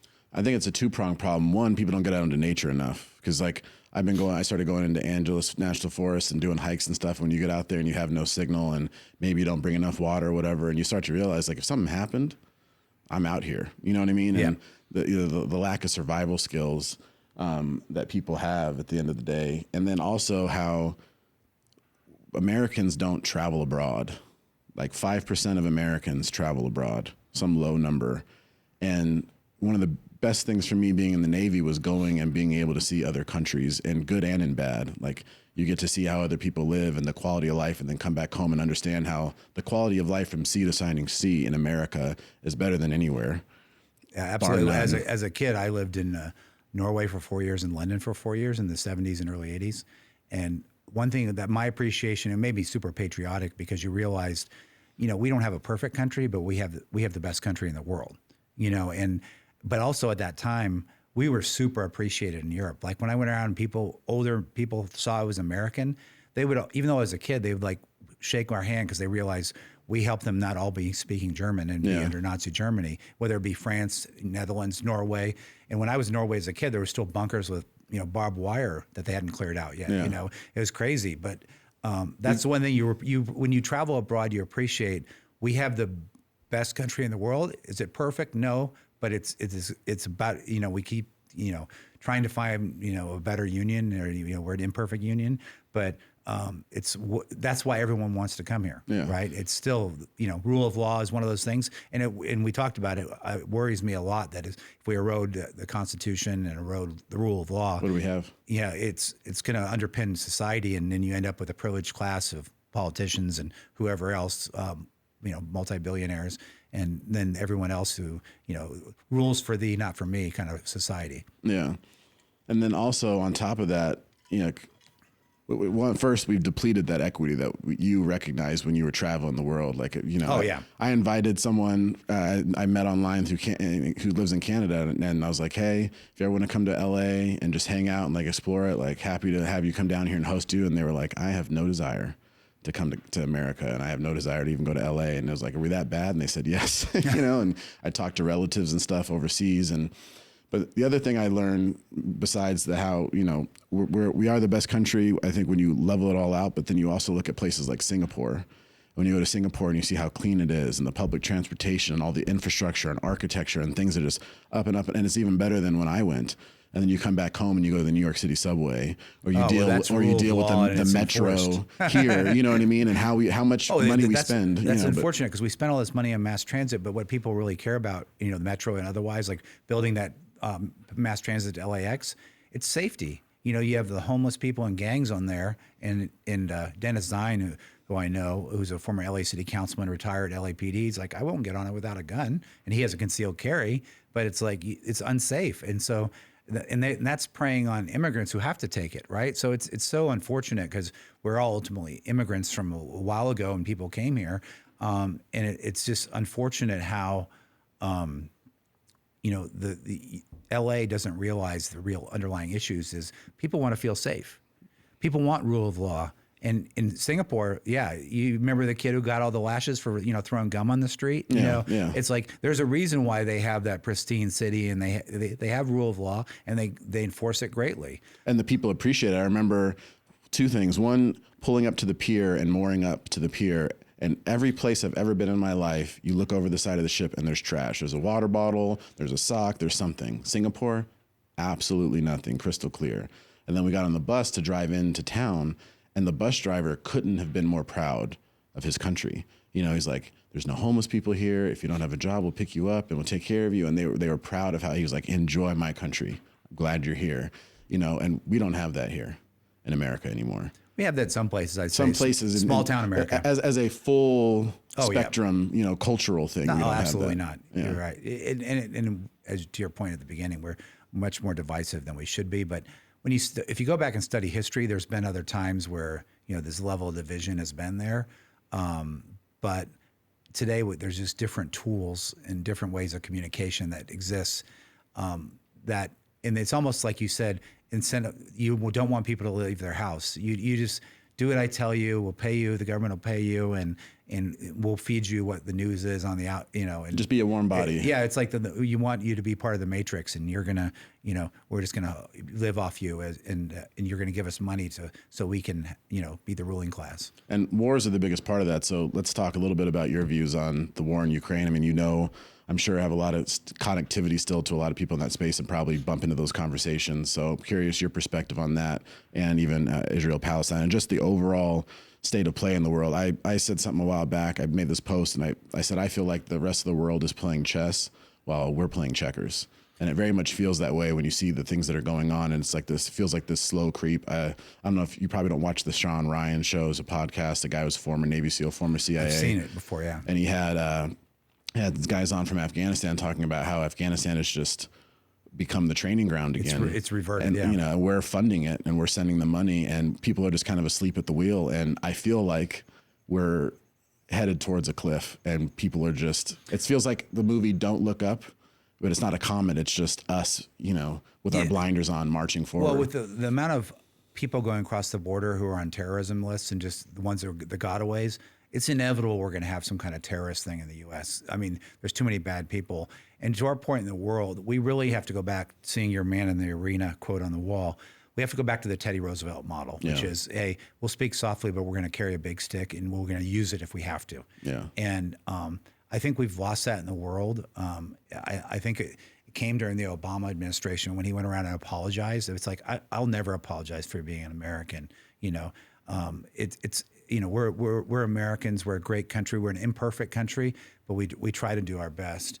And I think that the war in Ukraine, it's like Putin wrote letters. He told everyone it was going to happen. Yeah. Just in case, so yeah. It was the most telegraphed thing ever to happen after he took Crimea, and we should have known better that he's just trying to reestablish the Soviet Union. And almost going back to like a Peter the Great time frame, Tsarist Russia, as opposed, realizing they need borders and boundaries, and they want to get these protection areas, and Ukraine's part of that, and arguably Poland is, becomes an Article 5 issue with NATO. But the war in Ukraine, I mean, either in or out. We're fighting a proxy war and with like one arm tied behind our backs, and it's like if we just gave them the kind of materials. But I do think this one thing Trump did was great. Was NATO was completely underinvesting and relying on the U.S. I think it's a 2% of your GDP you're supposed to invest on defense. And he kind of forced all of them to start stepping up their game, and they've been doing it as of late, because Russia is a threat, and a conventional war. Back in my era, that's what you thought about was conventional war a lot. Fulda Gap in East Germany, fighting that war, tank battles and the like. But that's a hard one to think, because Putin, it's an existential thing for him, probably personally, as the leader of Russia, if he doesn't win this. But he has a demographic issue there, and he's killing all the fighting men age people. Well, he's got a lot more people than Ukraine does. Yep. To keep throwing at it. But I wouldn't agree that and I'm not saying that I'm right, but in my frame and my read of it, I don't think he's trying to reestablish the Soviet Union. I look back and becoming more of a student of history, the non-perverted version of history we get from our schools and our media or whatnot, and it really, people don't, going back to World War II. Yes, we had the Holocaust and awful things happened, and a lot of 7 million Jewish people were killed. 25 million, 27 million Russians died. Yeah, during war, and we never talk Stalin about that. Killed them. Yeah, and I think about the trauma that our society has experienced, just losing about 8,000 people in the war on terror and all that in Iraq and Afghanistan, and how much that has scarred our society and our VA hospitals and amputees and this and that, and it just filters through that pain. Imagine losing 27 million people, and what that does to the psychology of a culture. You're right. We relate to certain societies and certain people because they look like us or talk like us or whatever. But that was started even in the Clinton era, when people were saying, why aren't we're in the Balkans, doing things, but we're not in Rwanda, where there's a genocide where 1 million people are being killed with machetes. Yeah. And it's like the UN and some of the Canadians tried to go down there, and it's always, what are we going to play in? What arena are we going to play in? But you're right. We've been solely playing in Ukraine, and it's hard to see how this isn't a very long, protracted war, unless someone, it would have to be, Putin, uses tactical nukes or something like that, and then that changes the whole dynamic. But I do think this is really interesting, this Ukrainian offensive going into Russia. But to your point, Russia has a lot more, young men and women they can throw at this than Ukraine has. And Ukraine is pretty dependent on everyone else. I mean, you talked about what I think about the Middle East. The Middle East is almost, as it is in Africa and a lot of these places, where you had colonial times in the 1800s where European powers took over things. Then unfortunately they drew maps. Mandate. Yeah, I just went down the whole League of Nations and UN partition and got my understanding of that. Well, the UN's so useless now. It's like I think they've become. People just don't pay attention, and it's not meant to. It doesn't serve the purpose. There's no teeth. Yeah, but we drew the lines in the Middle East.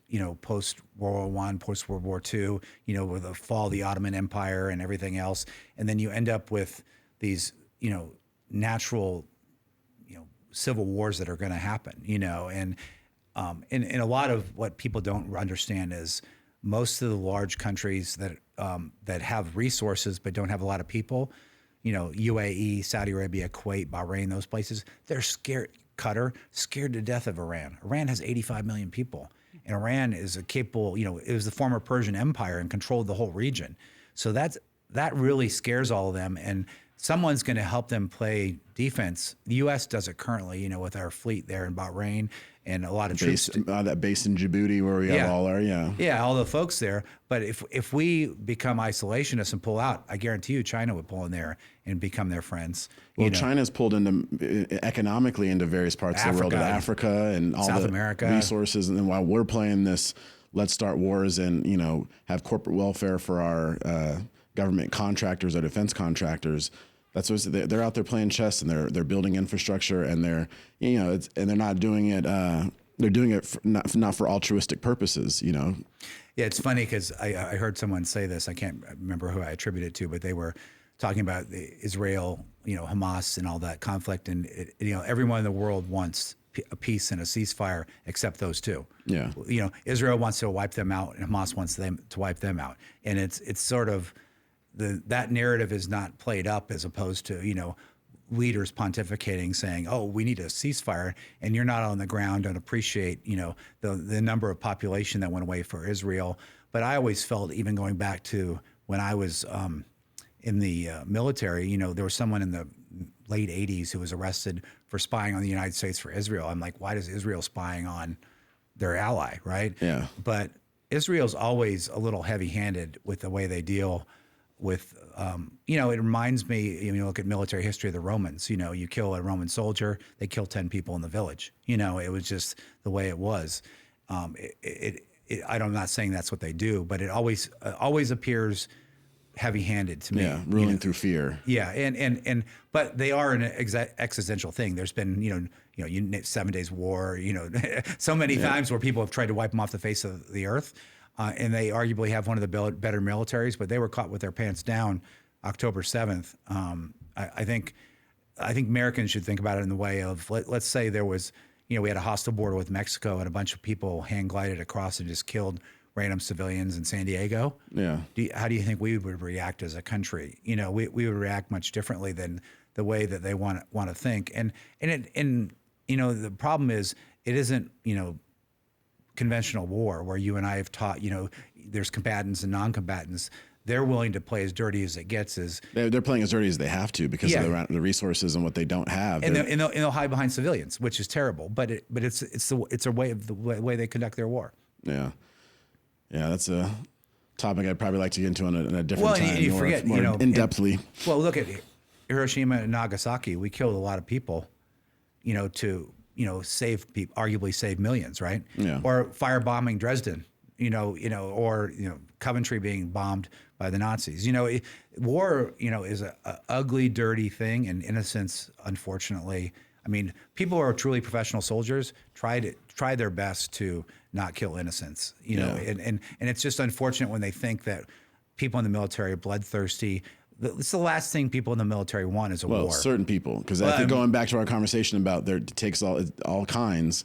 There are people that are in the military that, when given the opportunity, will take the opportunity to do nefarious stuff. So yeah, but I'm talking about the global. There's bad people in every organization, like we were talking about. But I'm saying overall, you go around. Those people train and train and train, and they don't want war. The last thing they want to do is pull the trigger. Yeah, the last thing they want to do is have to kiss their family goodbye and not know if they're coming home. Yeah, or take someone else's, mother, father, sister, brother out of their life because they are in the wrong uniform. For a different country. That's what you have to do ultimately. But if you need to in war, but you don't want to do that, you want to prepare and be trained, like you're talking about training with the SEALs about boarding ships. You want to train and be the best and be that big stick if necessary. But you want to speak softly and, hey, we want to help you, to our Teddy Roosevelt example, and be as well trained as possible. But think that the men and women in the military are bloodthirsty. The vast majority of them are just Americans who wanted to serve. Or in some cases, people who, in my time frame, they got in because they wanted to get the GI Bill and there was no other option. They were going to go work in the that was me. Industrial plant and they couldn't afford college. And it was, hey, I'm going to go. And there's some great Americans, and some of them turn it into a career and some of them don't. One of the reasons why I'm super involved today in veterans things is because when I was in the military at West Point, all the NCOs and officers I knew all served in Vietnam, and just hearing their stories of how they were treated was just horrific. And I always felt like if I could ever do anything to help fellow veterans, I always will, because, you know, it's so important to reward that behavior and also encourage that for people who have that in their heart and the desire to do that, because it is truly the ultimate selfless service. Yeah. You know, you're not doing it for money, guarantee that. And the best thing you could do is send those people off to do things that are just. Yep. Because the problem we've had is we've been sending those people off, the best of us with the best intentions, to go off and do unjust things, and them not knowing that, and like a lot of veterans that have gone out, operators and stuff like that, are, you know, realizing I gave years of my life and killed other people for essentially nothing, for some neocons pipe dream of how they think things should be overseas, or these little chess moves that they think that they're making that don't pan out at the end of the day. And so I think getting more military people into politics, I think is difficult, because, you know, you've seen great people try and get into, like, I thought Vivek Ramaswamy, you know, he had a failing run at trying to become a presidential candidate. I think you're not going to move Trump out of the way, especially given everything that's gone on and, you know, how Riley his base is. And what a great story, the American Dream story, right? Yeah. And him trying to get in there, and a guy with billions of dollars, you know, obviously he was going for the presidency, but I think it trickles down because you have this corporate capture and this capture of our government in a way where people want to give money to the people that are going to champion their cause. And corporations can give as much money as they want to via PACs and all that kind of stuff that the average man can't do.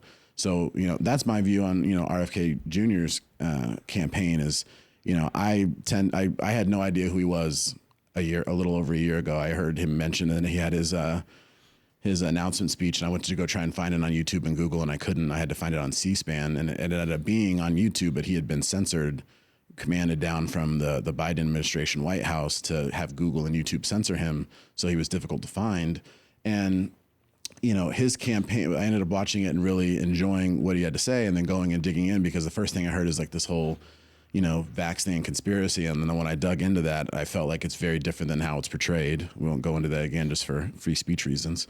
But he's a guy is challenging all these power centers, you know, and challenging all these, you know, pharma, the military industrial complex, all these things. He's not doing anybody any favors that control what really goes on. And if you're a congressional candidate in the state, I'm sure it's the same thing, where if you come out and you say pragmatic things and talk about things in a sensible way, you're just going to be made to look crazy, because it doesn't help and support the interests at B and what their plan is and what their design is. RFK and Trump both hit on a chord in people who are arguably, they talk about, you know, it was kind of J.D. Vance's book that was the Hillbilly Elegy, you know, the forgotten Americans of the Midwest, the industrial, the Rust Belt, and those kind of things. Yeah. I mean, I think that's why he has that fervent following, because, to your point, it's been this establishment, two parties who kind of, we get to pick who's next, you know, keep pushing them to the top, and they do way too much and overlook and feel like that American who's the lost generation of Americans, blue collar Americans, a lot of them. Not sensational, not boisterous. They just and they're love not their the family. big, to your point, big donors or anything like that. They feel like those folks speak for them, and that's why they're so much advocates for him, because they don't view them as the establishment, and they also understand that there is, the more and more you get into it. Remember how it was always a big. Almost considered a lie to talk about there's a deep state, you know? But now you're starting to realize, wow, there is like this bureaucracy who wants to survive and keep all its power, you know, as much as possible. And it will survive, because the talking heads and the people at the top just come in and out, and they just say, oh, whatever. You know, it's like you come in and when you're an officer. You know, I remember a funny story. You know, they had officers that rotate through operations and combat systems and engineering. And, you know, the guys would come in and they'd have these newfangled ideas of how we should do things, and they do it and talk. And then the second they're gone, it's back to the old way, or people, you know, it doesn't last, you know, and that's the same thing in government. Is you can try and promote change. That was even the hardest thing to do in companies when you're investing in private equity and doing restructurings, is you can say, this is the plan, this is what you're doing. And then it has to actually trickle down to the people and actually be Corporate culture implemented. or, government culture or whatever you want to say, company culture is so hard, but it's so important, right? And it all starts with leadership. And do you have a leader who can, foster that or not? And whether it's in the government or not, it's like a basic infantry officer in the Army, I'm the guy that says, follow me. Yeah. And are you going to follow me, right? And if you're in the company and you're giving your priorities for what's important, and are you able to make it easy enough for people to understand, but also to people to get on board?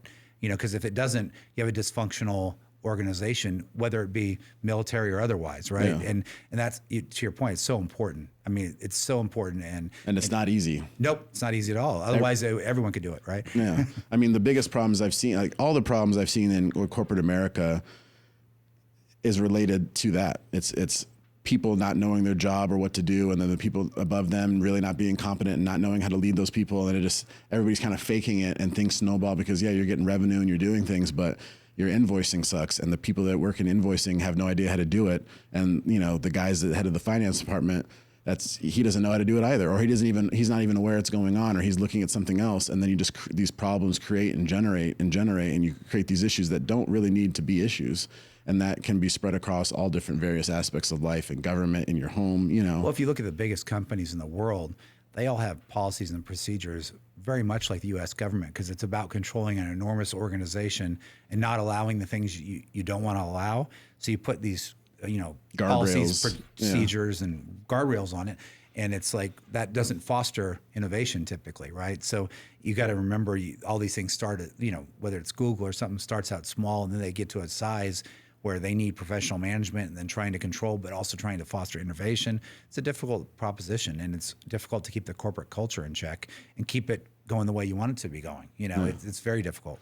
So let's end off on your corporate journey. So you talked about California Resources Corporation and how you guys had to, had a fortunate situation with COVID and everything, having to go through a bankruptcy, and kind of a natural aspect of that is refreshing the C-suite. And so now you're off doing a new venture, Black Knight Energy. I'm curious why you chose Black Knight and not White Knight as like a DEI thing, or? I know. Well, for people who don't know, Black Knight is the mascot of West Point. Our Black Knights, the Hudson, they call it. So yeah, it was actually my wife's idea. I was thinking of all these exotic, Latin names and everything else, and she's like, "Why don't you just call it Black Knight Energy?" And I was like, "Yeah, that makes sense." And the great thing about West Point is they don't feel poorly about that. They don't have any problem. Actually, Bill Foley, who's a West Pointer, owns the Golden Knights, wanted to call them the Black Knights. West Point was going to be okay with it, but the NHL didn't like it because they didn't want the confusion. Yeah. So gold, the color of Vegas, this is the story I was told. I don't know it for a fact. Yeah. But yeah, so yeah, I'm a PE-backed company. Kane Anderson sponsors my company. We look to buy oil and gas assets in the lower 48. Excited about it, have a great sponsor. It's a great time to be in our sector. As you know, our sector, for a lot of different reasons, some capital's left it. So the multiples have come way down. Back when I was at Oxy and buying up the Permian Basin and California, other oil and gas assets, we'd have to pay 7-8 times EBITDA. Now it's, you can buy the best stuff in the Permian, which is arguably the best place in the world, for 2, 3, 4 times, Yeah. So it's a different time period, but so it's exciting to have a great sponsor, great capital. Yeah, and in being a private company, it's great. Being a public company CEO is, a challenge, because you're trying to manage an organization, but you're spending arguably a third plus of your time, shareholders, other stakeholders in the organization. And in a place like California where we're operating, I spend even more time with stakeholders here in the state because of the regulatory environment and the political environment. So, the balance sheet. Yeah, and getting a tough balance sheet. Yeah, and you're right. Went through restructuring and spent a few months with the new board, and it's entirely in their prerogative to put whoever they want to be CEO in, and they did. But I'm glad it worked out for me, and I'm glad to see the company doing well with Francisco, who I love, is now the CEO there. And it's a great experience working with private equity, because it brings you back to, because I always used to remind myself at Oxy, I had a screen that would come up and it was always had money, all different currencies. Yeah. Because the trouble when you get into science and technology type companies, you get caught up with the coolness and neatness of the engineering and the technology, and you forget about, hey, it might be cool and neat, but it actually has to make money. Yeah. At the end of the day. Yeah. So it's back to that where, private equity, it's about making money. Yeah. And, you're trying to do everything in a responsible manner, but, there's not the other distractions of being a public company. I'd welcome it if it was an opportunity at that point to do something like that in the future, but, take a company public or whatever. But this is a really fun time and with my team and with the folks I'm working with. Yeah. So let's talk about, because we talked about how you started off as a lowly financial analyst, and you obviously had some cool experiences because you guys were rolling a lot of stuff and got a lot of experience. And then how did you feel like, what's your mantra in terms of leadership, and how did you build that, and what are you carrying forward from your time at CRC and being in that leadership position as a CEO? What are you bringing from that into this new venture, and how do you think about it overall? Yeah, I think the most important thing I always tell people about, the trouble is a lot of people didn't serve in the military, understand leadership, or go to like a preeminent leadership institution like West Point. So suddenly they get promoted to be a manager and they're not sure how to do it. And I tell people, being a manager, the trash trucks are here. Being a manager and being a leader is a different thing. And it's more important to be a leader. And being a leader is never about you. It's always about the people you lead. People now talk about servant leadership and those, but it was a new coined term, but it's always about doing what you can to make those people successful, keeping the organization and the bureaucracy off their back, because if they're successful, you'll be successful. And that's always been the way I've operated, and try to give simple, easy, the military kiss, keep it simple, stupid. Yeah. Like we went through very trying times at CRC for 6.5 years with a terrible balance sheet, but doing lots of things. We had one of the best safety records and environmental records ever.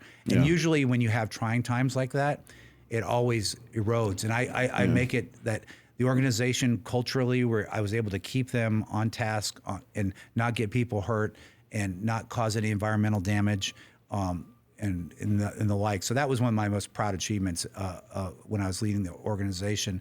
But yeah, leadership is never about you. And that's what I think so many people don't realize. It's all about the people you lead and making them successful, and then ultimately trying to replace yourself.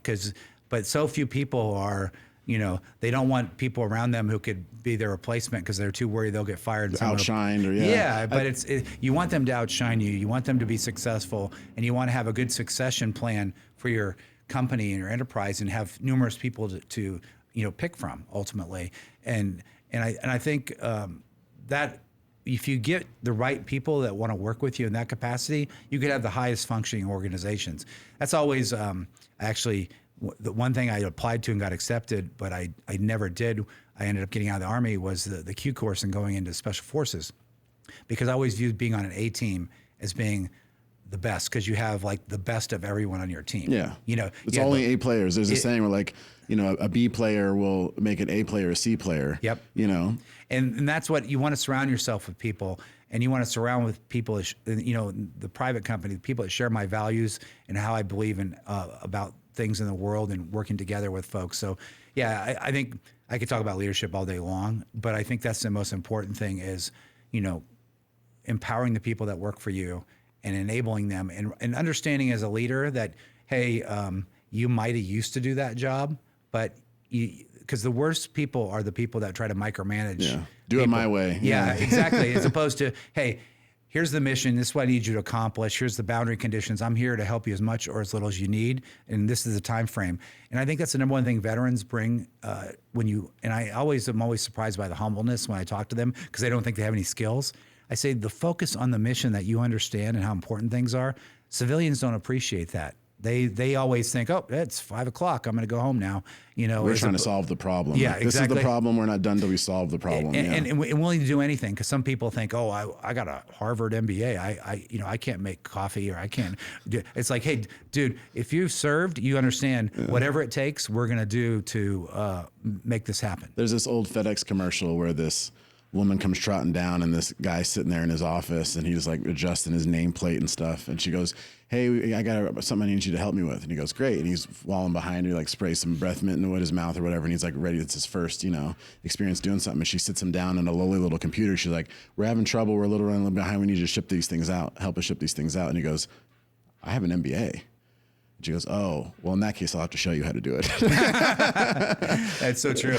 Yeah. Well, and that's what people don't appreciate when they come out of college, whether it's an MBA or a graduate degree or whatever, they have a PhD.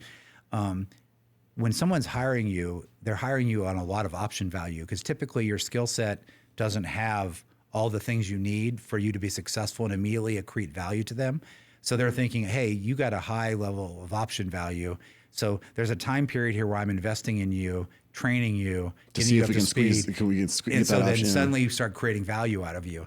And that's what's so funny is all these young people think, oh, I have, like you said, I have an MBA. Well, the reality is you have a problem solving mechanism and put in your brain and have a little skill set. You might have a little, job experience, but probably not enough. So you need to go in there with an open mind and be willing to do anything and everything to make the organization successful. Including cleaning toilets. Yeah, exactly. I mean, to your point, when they'd be working late at night, there's nothing more that I'd like to do is get in there and like mess with a model or something on Excel, but I knew it wasn't my job anymore. I'd be like, hey, do you need a piece of pizza? It's kind of like, how can I help you be successful and keep you going? Yeah, here's a Mountain Dew.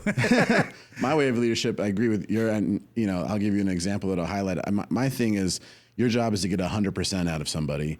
Whether that their 100% is somebody else's 80%, that's your job. And I remember there was a time when I was in the Navy and there was this guy, FC2 Regal, and he was just not the greatest technician. He just wasn't. There were some things that he was good at and there's some things that he wasn't good at. And the guys above him would plug him doing the thing that he was terrible at as a way to punish him and make him sit there and do it over and be frustrated. And it was just, and I just remember sitting there going, this is the biggest waste of everybody's time.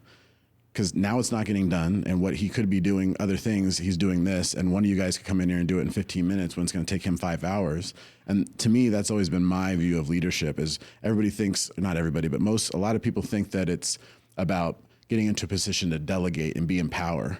But really, it's being put in a position to craft and move people around and support them, like you said, whether it's a piece of pizza or a Mountain Dew or a tap on the back, or understand what motivates them. Because some people you'll realize is money only goes so far motivating people. Then it's like, hey, they like a title, they like public recognition, or they don't like that. Or right? time off. Yeah.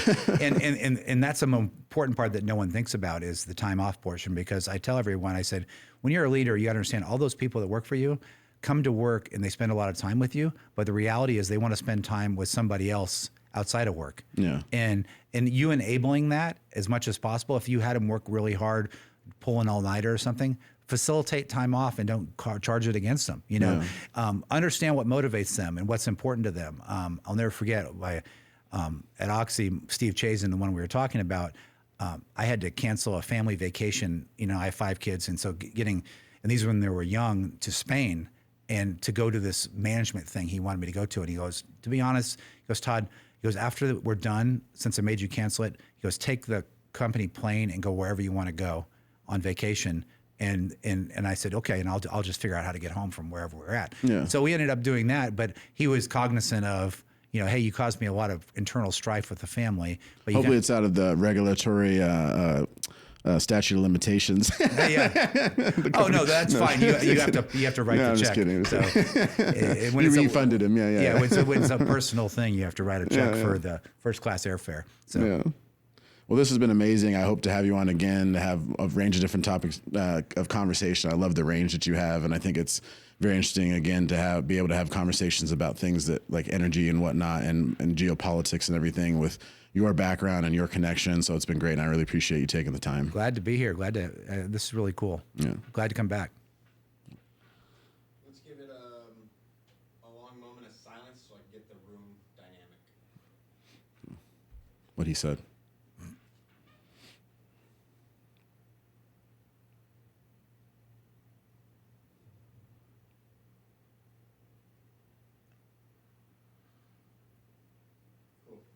Wasn't as hot as I thought it would be. Isn't that fun? It's only towards the end, so I started getting hot. Actually, yeah. It's pretty comfortable. You got the full suit on too. Yeah. It's okay. I've done it many times.